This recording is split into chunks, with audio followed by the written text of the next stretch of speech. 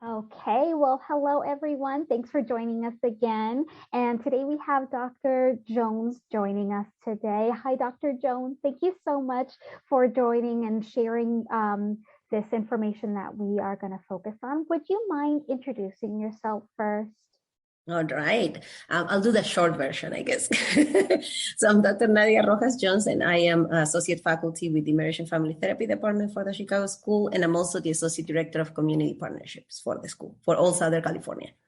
Hi, my name is Alanya Valsesia, and I'm here with the Chicago School. I'm at the San Diego campus, and Dr. Jones has been helping me organize this community involvement project that involves incorporating mindfulness practice with middle schoolers. So kind of the more intricate aspects of that project is teaching kids how to experientially incorporate mindfulness into their day-to-day lives. And the end result is hopefully so that more kids are able to get in touch with their feelings, have more emotional based responses to things, be able to process, and also be able to ground themselves in the moment. Hi, everyone. My name is Aaron Engelberg. I am a second year student in the clinical PsyD program. I'm engaged in the community in a couple different ways. The first was that I started working with Dr. Rojas Jones and Dr. Tubia with the Social Justice Leadership Academy. And with that, I started a workshop for faculty on dismantling ableism, essentially, in the ways that we teach. And I'm going to be continuing that project with the Creative Student Fellowship Award, also with Dr. Jones and Dr. Tubia. The second piece that I do in the community is I'm part of a research group examining the licensing procedure for psychologists. So the licensing procedure asks questions about people's disability status. And so we're examining what that looks like and whether that is inherently discriminatory if you identify as having a disability. And then the third way that I'm involved is with the Society for Student Global Inclusion, which is a student, going to be a student organization we're applying now. And essentially that has looked like in the past us holding forums and panels and processing sessions for students in the community and people in the community that are affected by local and global events. My name's Lola Sheen, and I'm a second year MFT student. And this project came out of, decades of work in social justice and racial justice that I've been involved in. Been wanting to do something like this for a long time. Worked with a lot of my fellow colleagues, mostly people of the global majority, aka BIPOC, who have really helped guide me along the way.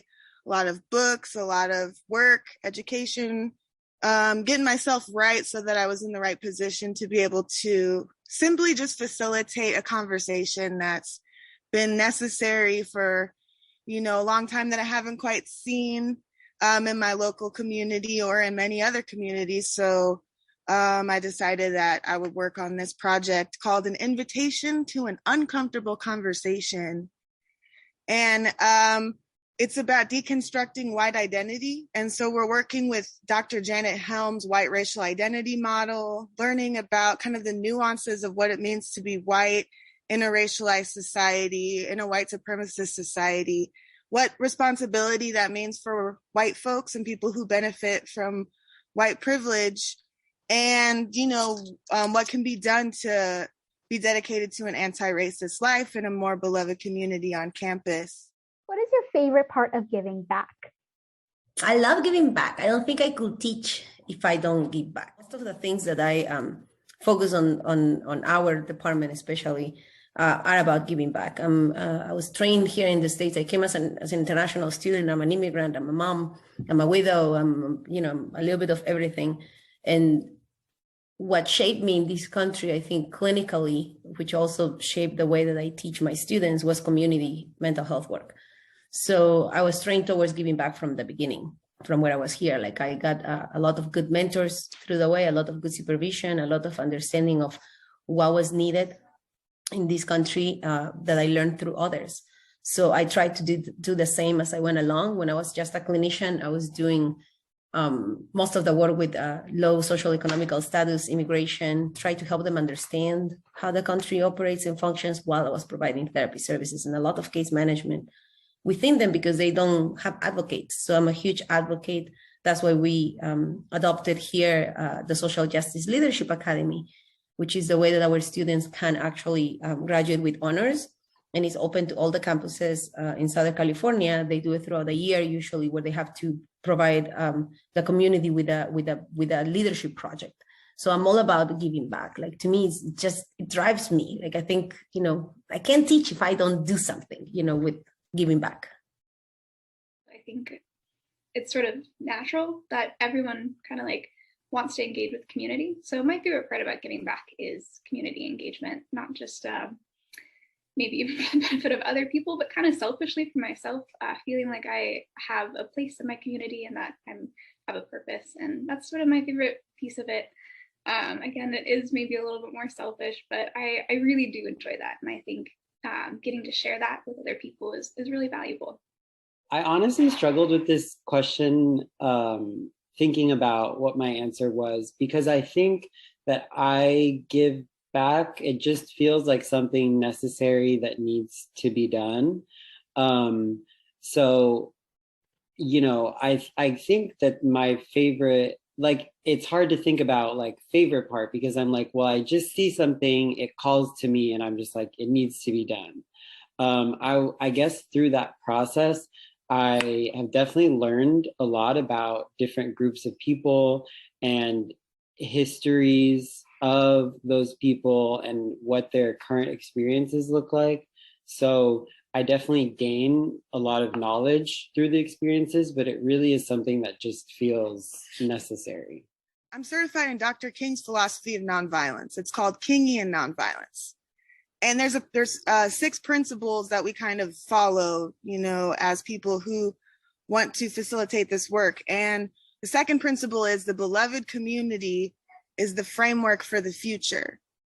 And what the beloved community is, it's where everybody can be their full authentic selves and reach their fullest potential. And there's equity and everyone's treated with equity and a place where they can thrive. And we're not quite living in that time, So that's why it's the framework for the future. It's something that really motivates me to want to do this work, is to build that beloved community that Dr. King was talking about, on the Sermon on the Mount. And, that space for everybody can be their authentic selves and reach their fullest potential. And, going back to King, he didn't want to be known as a great scholar or orator. He wanted to be known as a servant. And that's what I want to be known as, a servant for my community, use my skills and gifts to be able to serve others. So that's kind of my goal. So we know there are a lot of opportunities and ways to give back to our communities. Like the ways that you listed during your introduction is, still a lot, but still just, some of the few ways, right? So sometimes it can be kind of hard to know where to start. So what would you just suggest to someone that wants to get involved in giving back to their community, but they're just not quite sure where or even how to begin? Multiple ways. Again, through community partnerships, the students can always come to me regardless of the program where they're at. They can always email me, call me, or come visit me on campus. Tuesday or Fridays, I'm usually there. The other days depends, Wednesdays or Thursdays. But they can always email me again or schedule a Zoom call with me. I send all the emails to the students consecutively and through the students newsletter on volunteering opportunities, ways that they can engage in program development, ways that they can engage into providing workshops for the community. So we do train them on all of that. And there are tons of places where they can volunteer. They can also, and it's always suggested for the students on their first year or right before they start practicum, because it will help them for their resume. So it's important, especially when they don't have clinical experience, it's important for them to go and engage into a program, a tutoring program, somewhere where you can start practicing all those counseling skills, regardless of the profession that you have within our school. ABA students do more of that on their internship portions, but the IU students also need to learn certain skills before their internships. Same thing with MFT, same thing with applied psychology, same thing with the clinical psychology program. So it's always good to volunteer. We do have events through the students can join also the Social Justice Leadership Academy. And in that way, they will be engaging into events in the community according to the social justice issues. We have had students that gone all the way to Tijuana to bring toys for the little kids that are in cages, to like us coloring things to bring to the soldiers, to tons of things, to books discussions, book groups, documentary participation. So there is a lot that they can do. And then I do promote a lot of service learning. I love service learning. So basically a lot of our classes, especially in the MFT and the clinical psychology program, become a service learning class, which means that the students that are registered for those particular classes will be doing something for the community. And it's tied up to a grade because it is within their syllabi. So a lot of the classes that we have within our programs have that as a service component, but that's different than volunteering. So I would strongly suggest the students to volunteer, to come over and to join us. We also do events within the school, like the homeless kid drive that we do now that we're back, that the pandemic is allowing us to do more things. As you know, you helped me a lot on the homeless kid drive, which is the main thing. This year, we actually put together over 500 kids within the 3 campuses, which surpassed my goal, my personal goal, which was last time 2 years ago before the pandemic, we did 468. Now we have 537, I think, kids between the 3 campuses. So that's fantastic. I mean, that's all students that I tell them, don't spend your money, try to get, go to your community and get the donations, like go and practice. And then we went and delivered them into different places. But it was really nice to see the students getting together and the faculty getting together and you guys getting together to help us on the 3 campuses at the same time. So we're hoping next year Chicago join us at the same time too. Super intimidating sometimes to think about community engagement. I think that when we talk about volunteer opportunities, they seem like this far-reaching concept that it's really unattainable sometimes, but really appealing in theory. I guess if I had like one piece of advice, and I am not the expert on volunteering by any means, but at least what I do and did is thinking about what really resonates with me, like things that I already know that I'm pretty competent at, things that I know that I can do and incorporate into a community that I might actually have some significant value doing. And I really do believe that everyone has that. I think everyone has something that they're capable of giving back to. So I think the first place to start is really thinking about yourself and doing that reflection on what you are good at and how you can involve that in the community that you want to reach out to. I think the first step is to kind of think about what you would like to do. We live in a world where groups of people historically and currently are oppressed by systems of power. And there are a lot of people that fit in that criteria. So I would consider first, what are you passionate about? That can be a group you belong to that's been historically and currently oppressed, or it can be something that you've heard or read about and don't know very much about, but made you angry or really sad.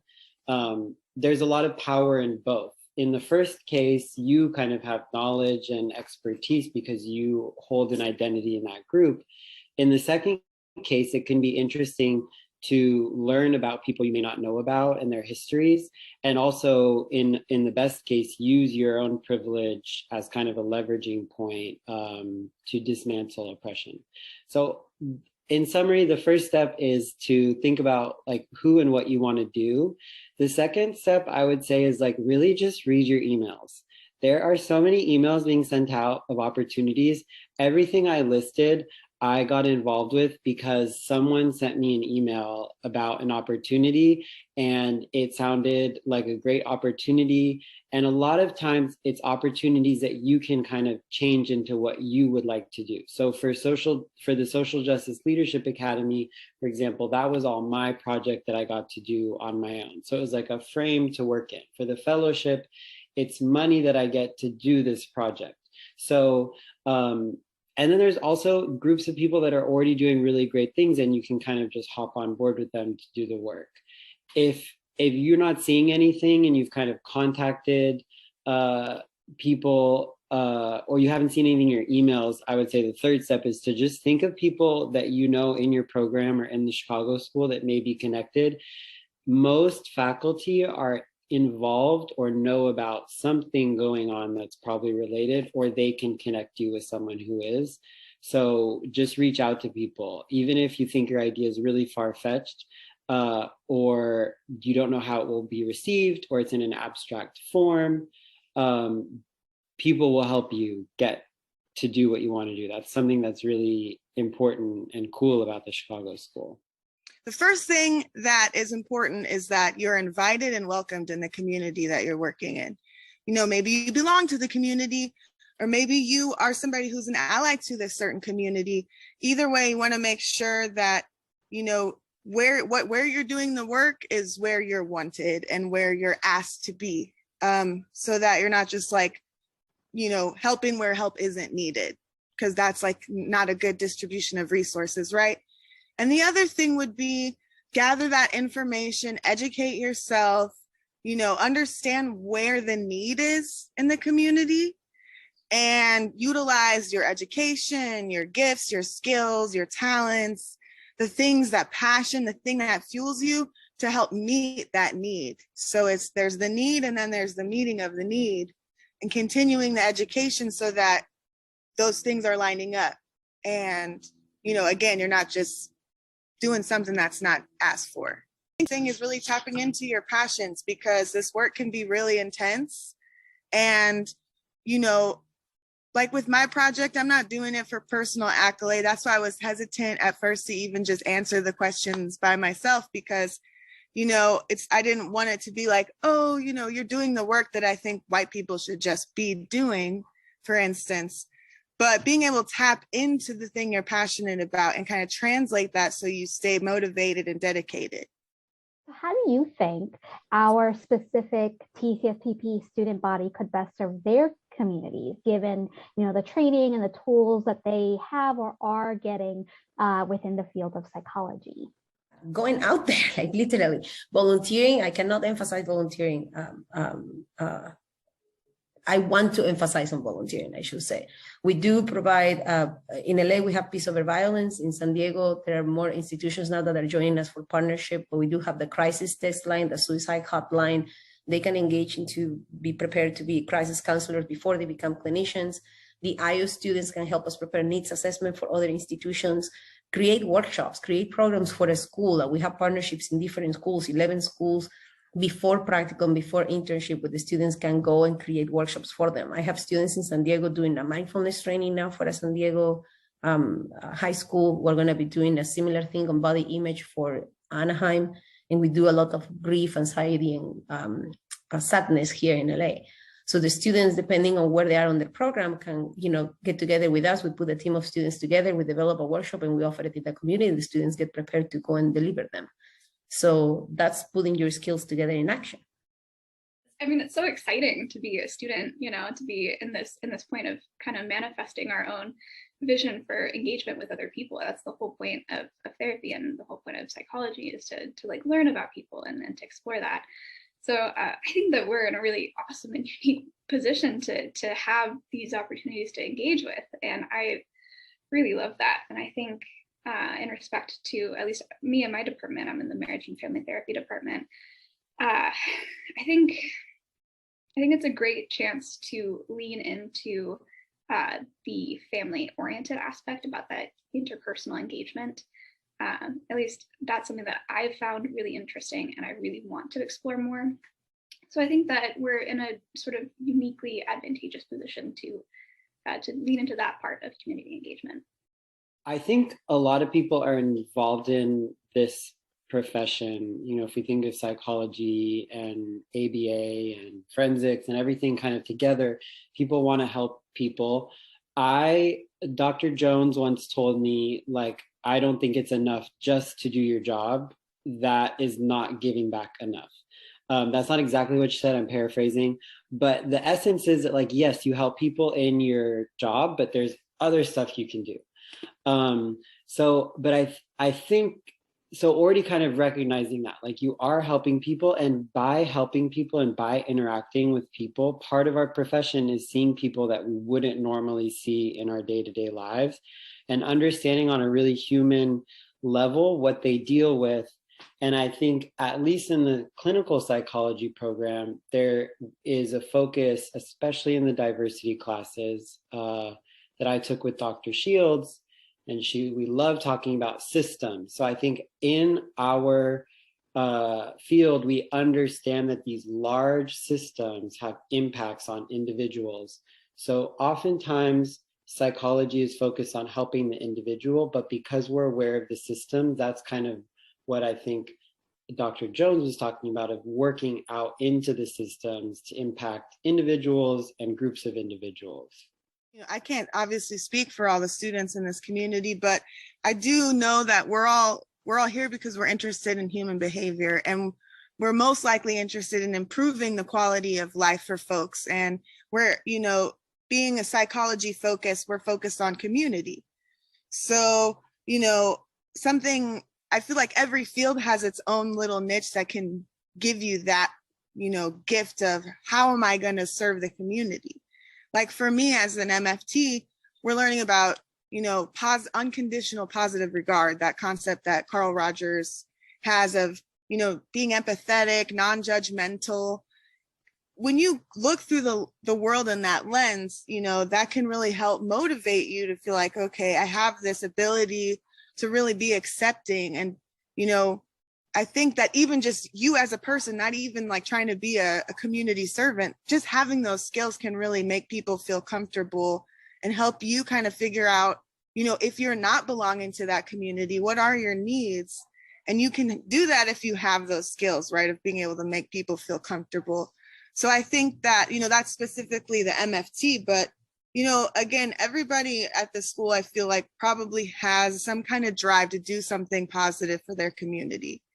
And I can't, emphasize enough that being able to tap into your gifts, being able to tap into your passions and talents and your kind of uniqueness of who you are, to be able to use that as the catalyst. Because, for instance, I'm a musician. That's a big part of what I do. And I'm working with hundreds of students a week at Magnolia Science Academy, playing music, playing healing songs with them and teaching them about social emotional learning, learning about how to regulate themselves. So I love playing music. And because of that, I'm going to use that as like a conduit to do this work. And without that, I don't know what I would do. That's really like a big basis. Have you noticed any areas of community service which have a higher or the highest need for volunteers? And if so, what do you think those areas are, and how could our students help? I partner up this semester. Actually, it's been amazing. I'm going to release an announcement this week on an association in Pasadena that's doing a lot of tutoring service to people of color, children of color, to try to help them stay in school, especially because of the pandemic. That one is in person. However, we do have the luxury of having a partnership now with School on Wheels, which is huge. And it's open for any of the 3 campuses in Southern California. So if you guys can help us promote, it's tutoring. It's only 1 hour a week. The commitment is for a year, but if they're bilingual, they need a lot of bilingual tutors. They have like a need to help over 340 kids right now. So I need 340 tutors. So if anyone wants to help out, it's just 1 hour of your week. They have an amazing training program, and you will be helping them increase their skills towards staying in school, like dealing with the pandemic, all those kinds of awesome things. It's open for faculty as well, but they do want to promote it more within the students, because again, it enriches your resume right before going into internships or practicum. One is only in person, so that will be for LA students, but the other one that is open for San Diego, Anaheim, or LA is all virtual. So it's fantastic. You can do 1 hour a week and you make a huge difference.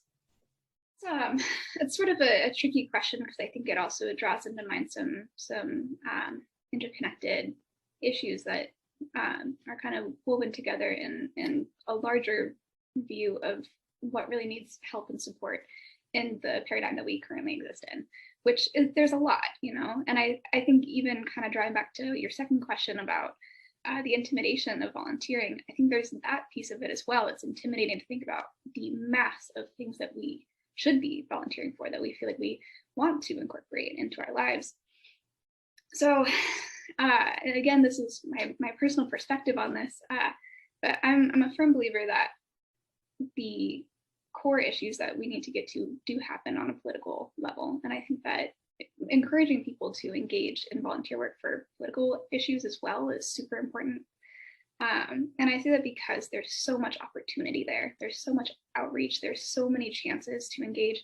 And because politics don't actually happen in like this one nebulous realm, there's so many different pieces that you can engage with that have so many opportunities. So I think that if I had to pick one thing, it would probably be that, especially because I think that there are so many interconnected pieces there that you can really work with. And there's so many more as well. I mean, there's so many intersectional issues as well that are a huge content like thing that you need to talk about, that becomes this massive wave of information, and it does become a little overwhelming. So yeah. Really passionate about working with people with disabilities. And I think that that's an often neglected group that, especially in our field, that we don't really consider. I think emerging people that are gender nonconforming or are transgender is another group of people that I see would benefit from people learning more about and helping in the community. Those two populations stick out, but really I would just love to see more students get involved, period. I think if you have something you're passionate about, there is need there. And I think, you know, school is so intense, and I get that it's really hard to think of adding things, but even really small little projects you can get involved with, like clubs or just attending events to learn more. If you're then a professional who understands the experiences of someone or these systems, that would make a really big impact on people. I had and, ask Dr. Jones about this, because Dr. Jones is like the superwoman of community work in SoCal. So I really had to, she's like kind of got her finger on the pulse of all the community work that's going on. I feel like, she has more of that wisdom. So I asked her, and, she told me that she'd really like to see more community engagement in general. I can only speak for this section because I really, I know there's other wonderful things going on in different campuses. But for this section that I'm a part of, I know that we get a lot of emails from Dr. Jones about volunteer opportunities. We're not really short of opportunities. There's like mentoring that you can do with high school students in Chicago. And there's all these programs and things, and I think that she would just like to see more engagement in general. And just like, it's really hard being in grad school in general and trying to make time for everything, but maybe like dedicating yourself, once a month to one of these opportunities that you see come through your inbox, We're trying to start a movement of passing along advice from one student to another, from faculty or staff to another student, and we're calling it Pass It On. So if you could pass along advice, what advice would you give to your peers in the TCSPP student community? Live by our mission, in all honesty. I have students that have won fellowships, as the ones that you're going to be interviewing, that opens incredible amounts of doors towards getting published, getting fellowships, getting grants, getting publications. One of our students that did almost every single program offered through community partnership got his dream job and is big shot right now. Actually, we have 4 of those. Sometimes the students, I don't think they understand how serving the community 1 hour a week to 3 hours a week can have such a significant impact in your professional life. It's our recommendations, it's our referrals, it's the institution name that goes out there through you, but also the opportunity that when you go and interview for jobs, you say that you've done all that. You can develop programs, through us and go and deliver them in the community already before you get your jobs. So just serve, just come over and ask, how can you serve? Maybe there's 2 pieces to this answer then. One, lean on those support systems, because wow, there are so many, and people especially in this community of psychology and therapy, are, I mean, amazingly interactive. They are so engaged in wanting to help and support each other, and I think that's such a beautiful thing. And getting to really lean into that, to take advantage of those opportunities and those people that want to help, is just like, it's right there, you know. And also, I would say a lot of trust, you know, like just trusting yourself, you know, trusting that like there's a reason that we want to do the things that we want to do, you know, and leaning into that, knowing that like, yeah, sometimes we mess up, like sometimes we're not perfect, but the fact that we're all here, that we're all doing it, I think that that's a really neat piece that we can kind of feel confident in, you know. Read your emails is simple enough. I like, there's just so much going on that people miss. You know, I'll tell someone about a project I'm working on, like, oh, I have to do this. Like, oh, how'd you get involved with that? And it's as simple as, I just read an email, I reached out to someone, I had an idea. It's amazing how many things are going on. And I feel like this time at the Chicago School is really our opportunity to get involved with those things, because that's part of what education and service learning is all about. And when you're in the community, when you're just working as a professional, that may not be the case. So it's really important to get involved in things now. And I know everyone's really busy, but anything you can do, I think, is really important. So I would just say, like, pay attention to what's going on. And if you're totally at the brim, just consider like what you could attend. But read these emails, because there's so many free, easy, online, virtual things to attend that you could be like cooking dinner and learning about someone else's experience. And I think that even just that is really impactful. Find your passion, you know, get creative with it, because that keeps it exciting and it keeps you on your toes. If you got a gift, you got to give it. We all got gifts, so why don't we give them? If you don't give them, you might forget them. If you don't use it, you might just lose it. So if you got a gift, you got to give it. And, you know, life is a gift. Time is sacred. You know, build beloved community and talk to strangers.